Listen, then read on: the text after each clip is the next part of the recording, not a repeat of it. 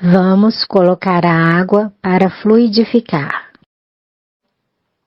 Amado Mestre Jesus, nós te agradecemos pela oportunidade de reunirmos mais uma vez neste momento de culto no lar.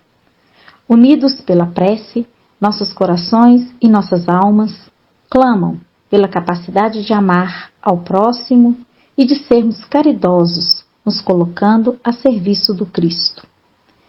Que as palavras do Evangelho de hoje sejam exatamente aquelas das quais precisamos para refletirmos sobre nossas fraquezas, e que as mesmas entrem em nossas mentes tonificadas pela luz do teu amor e nos fortaleça intimamente e coletivamente.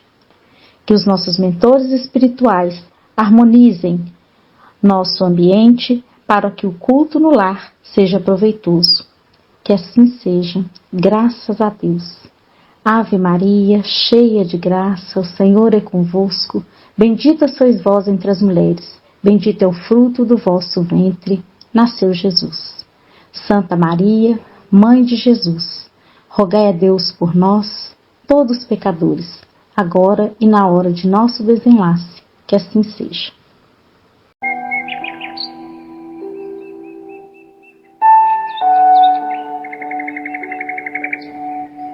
Respira profundamente e assopra.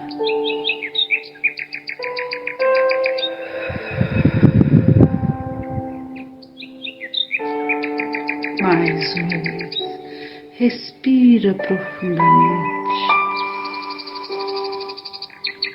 e assopra.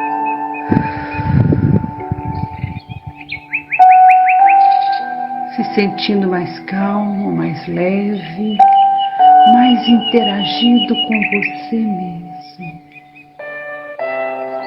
E na proposta de hoje, antes do culto, vamos vibrar imantando a cordialidade,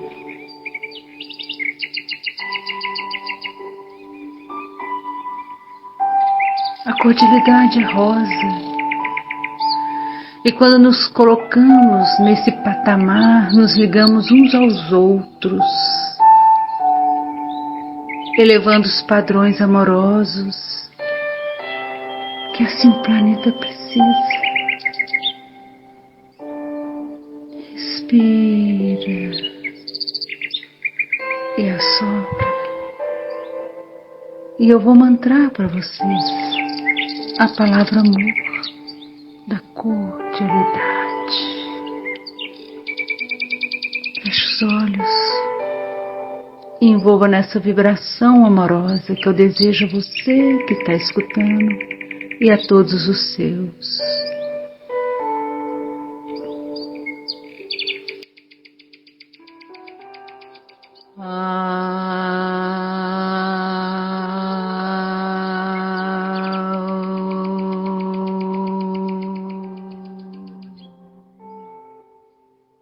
Cordialidade.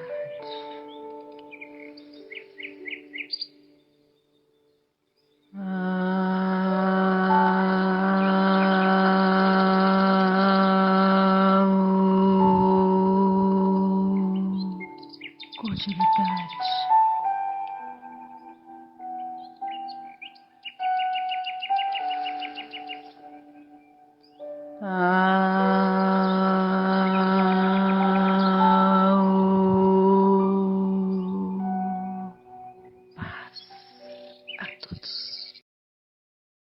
Parábola da figueira seca.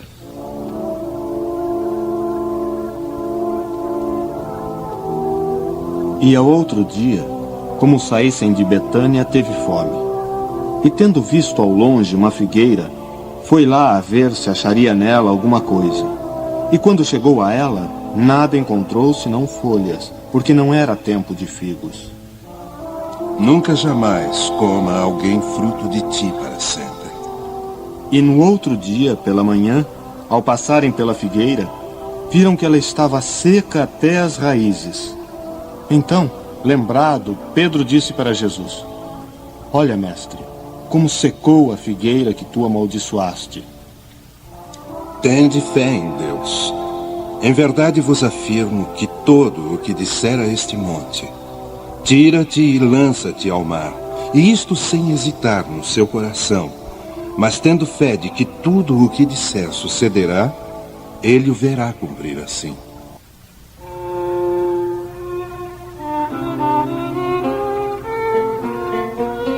A figueira seca é o símbolo das pessoas que apenas aparentam o bem, mas na realidade nada produzem de bom. Dos oradores que possuem mais brilho do que solidez, dotados do verniz das palavras, da maneira que estas agradam aos ouvidos. Mas quando as analisamos, nada revelam de substancial para o coração. E quando as acabamos de ouvir, perguntamos que proveito tivemos. É também o símbolo de todas as pessoas que podem ser úteis e não o são. De todas as utopias, de todos os sistemas vazios, de todas as doutrinas sem bases sólidas. O que falta, na maioria das vezes, é a verdadeira fé. A fé realmente fecunda. A fé que comove as fibras do coração. Em uma palavra, a fé que transporta montanhas. São árvores frondosas, mas sem frutos. E é por isso que Jesus as condena à esterilidade, pois dia virá em que ficarão secas até as raízes. Isso quer dizer que todos os sistemas, todas as doutrinas que não produziram nenhum bem para a humanidade serão reduzidas a nada. E que todos os homens voluntariamente inúteis, que não se utilizaram dos recursos de que estavam dotados, serão tratados como a figueira seca. Os médiuns são os intérpretes dos espíritos. Suprem o organismo material que falta a estes para nos transmitirem as suas instruções. Eis porque são dotados de faculdades para esse fim. Nestes tempos de renovação social, desempenham uma missão especial. São como árvores que devem dispensar o alimento espiritual aos seus irmãos. Por isso, multiplicam-se de maneira a que o alimento seja abundante. Espalham-se por toda parte, em todos os países, em todas as classes sociais, entre os ricos e os pobres, os grandes e os pequenos, a fim de que, em parte alguma, haja deserdados, e para provar aos homens que todos são chamados. Mas se eles desviam de seu fim providencial a faculdade preciosa que lhes foi concedida, se a colocam a serviço de coisas fúteis e prejudiciais, ou dos interesses mundanos, se, ao invés de frutos salutares, dão maus frutos, se recusam-se a torná-la proveitosa para os outros, se nem mesmo para si tiram os proveitos da melhoria própria, então assemelham-se à figueira estéril. Deus, então, lhes retirará um dom que se tornou inútil entre as suas mãos, a semente que não souberam semear, e os deixará cair como presas dos maus espíritos.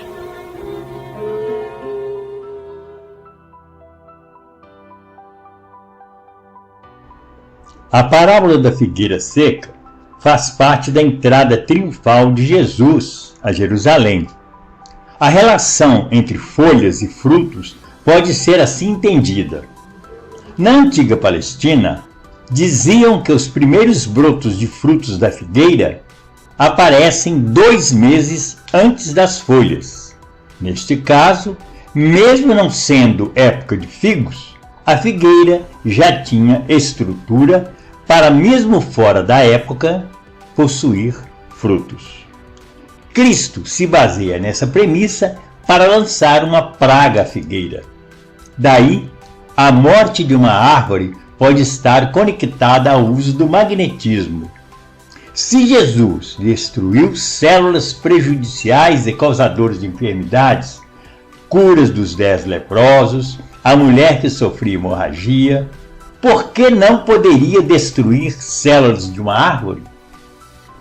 Mas foi isso que ocorreu? Parece-nos que o mais possível seja Jesus, conhecedor das leis da natureza, e sabendo que ela iria morrer, disse-lhe para não dar mais frutos.